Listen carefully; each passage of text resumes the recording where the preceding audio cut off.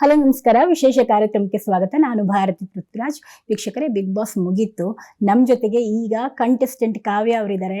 ಕಾವ್ಯ ಅವರು 4ನೇ ಸ್ಥಾನದಲ್ಲಿ ಖುಷಿ ಪಟ್ರ ಅಥವಾ ಬೇಸರ ಇದೆಯಾ? ಯಾರು ವಿನ್ ಆಗ್ತಿದ್ರು ಅಂತ ಅವರಿಗೆ ಅನಿಸ್ತಿತ್ತು ಅಥವಾ ಅವರೇ ವಿನ್ ಆಗ್ತಿದ್ರಾ? ಇದನ್ನೆಲ್ಲವನ್ನು ಕೇಳ್ಬಿಡೋಣ.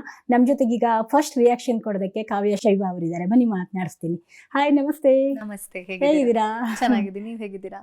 ನಾನು ಚೆನ್ನಾಗಿದ್ದೀನಿ. ಆ್ಯಕ್ಚುಲಿ ನೀವು ಹೇಗಿದ್ದೀರಾ ಅನ್ನೋದು ಕೇಳೋದು ಇಂಪಾರ್ಟೆಂಟ್. ಯಾಕಂದರೆ ಆಲ್ರೆಡಿ ಒಂದಿನ ಆಯಿತು. ಒಂದಿನದಲ್ಲಿ ಏನು ಬದಲಾವಣೆ ಅಂತ ಅನಿಸ್ತು ತಮಗೆ? ಒಂದಿನ ಪೂರ್ತಿ ನನ್ನ ಫ್ಯಾಮಿಲಿ ಜೊತೆನೇ ಟೈಮ್ ಸ್ಪೆಂಡ್ ಮಾಡಿದೆ. ಫ್ಯಾಮಿಲಿ ಜೊತೆ ಅವರೆಲ್ಲರೂ ನನ್ನನ್ನು ವೆಲ್ಕಮ್ ಮಾಡಿದ್ರು ಮನೆಗೆ. ಸೊ ತುಂಬ ಖುಷಿ ಆಯಿತು. ಆ್ಯಂಡ್ ಇವತ್ತಿಂದ ನಿಮ್ಮ ಜೊತೆ ಇಂಟ್ರ್ಯಾಕ್ಟ್ ಮಾಡ್ತಾ ಇದ್ದೀನಿ. ಓಕೆ, 4th ಸ್ಥಾನದಲ್ಲಿ ಖುಷಿ ಆಯಿತಾ ಅಥವಾ ಬೇಜಾರು ಇದೆಯಾ? ಜನರು ಕೊಟ್ಟಿರೋ ಸ್ಥಾನ ಖಂಡಿತವಾಗ್ಲೂ ಖುಷಿ ಆಗ್ತಾ ಇದೆ. ಅಂದ್ಕೊಂಡಿದ್ರಾ ನೀವು? ಅಂದರೆ ಫಿನಾಲೆಗೆ ಓಕೆ ಬರ್ತಿರ್ಬೇಕಾದ್ರೆ ನೀವು ಹೇಳಿದ್ರಿ, ನನಗೇನು ಸಿಕ್ಕಿದೆ ಅದಕ್ಕೆ ನನಗೆ ಖುಷಿ ಇದೆ, ತೃಪ್ತಿ ಇದೆ ಅಂತ ಹೇಳಿದ್ರಿ. ಈಗ ಫಸ್ಟು ಅಥವಾ ಸೆಕೆಂಡು ಬರಬೇಕಿತ್ತು ಅಂತೇಳಿ ಎಲ್ಲರ ಗುರಿ ವಿನ್ ಆಗೋದೇ ಆಗಿರುತ್ತೆ ಅಫ್ಕೋರ್ಸ್. ನೀವು ಅಂದ್ಕೊಂಡಿದ್ದಕ್ಕೆ ಸಮಾಧಾನ ಇದೆಯಾ ನಿಮಗೆ?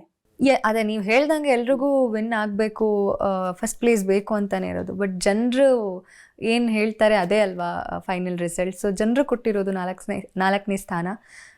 ತೃಪ್ತಿ ಇದೆ, ಖುಷಿ ಇದೆ. ಕಮ್ಮಿ ಅದೇನೆಲ್ಲ, ಸಿಕ್ಕಾಪಟ್ಟೆ ಓಟ್ ಬಂದಿರುತ್ತೆ. ಆ ಓಟ್ ಕ್ಯಾಲ್ಕುಲೇಟ್ ಮಾಡಿದಾಗ ನಿಮ್ಗೆ ಏನು ಅನ್ನಿಸ್ತು? ತುಂಬ ಖುಷಿ ಆಯಿತು. ಅಂದರೆ ನಮ್ಗೆ ಯಾರಿಗೂ ಕ್ಲೂನೇ ಇರಲಿಲ್ಲ ಮನೆ ಒಳಗಡೆ ಇರುವಾಗ ಇಷ್ಟೊಂದು ಈ ಸೀಸನ್ಗೆ ಕ್ರೇಜ್ ಇದೆ ಅನ್ನೋದು.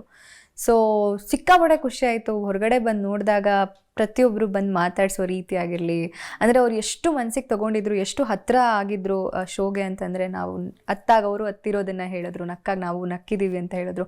ಸೊ ಅದೆಲ್ಲ ತುಂಬ ಖುಷಿ ಆಗುತ್ತೆ. ಅದಕ್ಕೆ 112 ದಿನಗಳ ಈ ಜರ್ನಿಲಿ ಯಾರ ಸ್ನೇಹವನ್ನು ಮುಂದುವರ್ಸ್ಕೊಂಡು ಹೋಗೋದಕ್ಕೆ ಇಷ್ಟಪಡ್ತೀರಿ? ಎಲ್ಲ ಸ್ನೇಹನೂ ಮುಂದುವರ್ಸ್ಕೊಂಡು ಹೋಗ್ತೀನಿ. ಯಾರ ಜೊತೆನೂ ಇಲ್ಲ ನಾನು ಇವ್ರ ಜೊತೆ ಮಾತಾಡಲ್ಲ ಅನ್ನೋ ಥರದ್ದೆಲ್ಲ ಏನಿಲ್ಲ. ಯು ನೆವರ್ ನೋ, ಭೂಮಿ ತುಂಬ ಚಿಕ್ಕದು. ಸೊ ಸಿಗ್ತಾನೆ ಇರ್ತಾರೆ. ನಾವು ಅವ್ರ ಜೊತೆನೇ ಕೆಲಸ ಮಾಡೋವಂಥ ಸಿಚುಯೇಷನ್ ಬರ್ಬೋದು. ಹಂಗಿದ್ದಾಗ ನಾನು ಮಾತಾಡಲ್ಲ ಅಂತ ಹೇಳೋಕ್ಕಾಗಲ್ಲ. ಸೊ ಎಲ್ಲರ ಜೊತೆನೂ ಚೆನ್ನಾಗಿರ್ತೀನಿ.